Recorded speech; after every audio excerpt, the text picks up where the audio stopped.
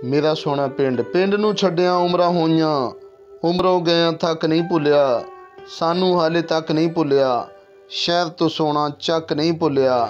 माए नी बस तेरे तक सी लज्जत गुड़ दे पूड़े वाली, माए नी बस तेरे तक सी लज्जत गुड़ दे पूड़े वाली, दुखा ने इंज झूटे दिते भुल गई शक्ल भगूड़े वाली। साडा सोना पिंड जदों असीं छोटे हुंदे सां अपने पिंड दे विच रहिंदे हुंदे सी, जबरदस्त माहौल हुंदा सी। सियाणे लोग, सियाणे बाबे, सियाणियां माइयां बच्चों नूं सिखांदे सी, कोल बिठांदे सी और चंगियां चंगियां गल्लां दसदे सी। अज वो सियाणे बाबे नहीं रहे, सियाणियां माइयां नहीं रहियां, सियाणे लोग नहीं रहे। असीं पैसे कमाउण दी गरज दे वास्ते दूसरे मुल्कां दे दूसरे शहरां दे विच चले गए। साडे पिंड दा माहौल बड़ा सोहना, बड़ा जबरदस्त हुंदा सी।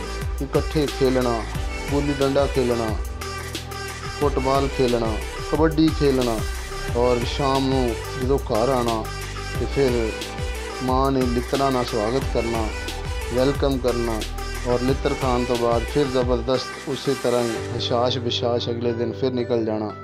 तो वो टाइम, वो गल्लां, वो वक्त नहीं रहा। ज़बरदस्त माहौल, वो हल ते पजाली, वो सुहागा, वो बचपन, वो चीज़ां अज मुक गईयां।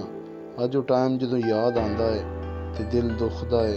वो टाइम बड़ा ज़बरदस्त टाइम सी, चंगा टाइम सी, लड़ाइयां नहीं सी, एक दूसरे की इज्जत सी, प्यार सी, मुहब्बत सी।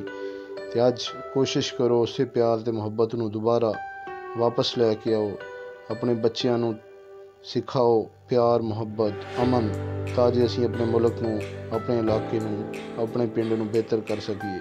अल्लाह हाफिज़।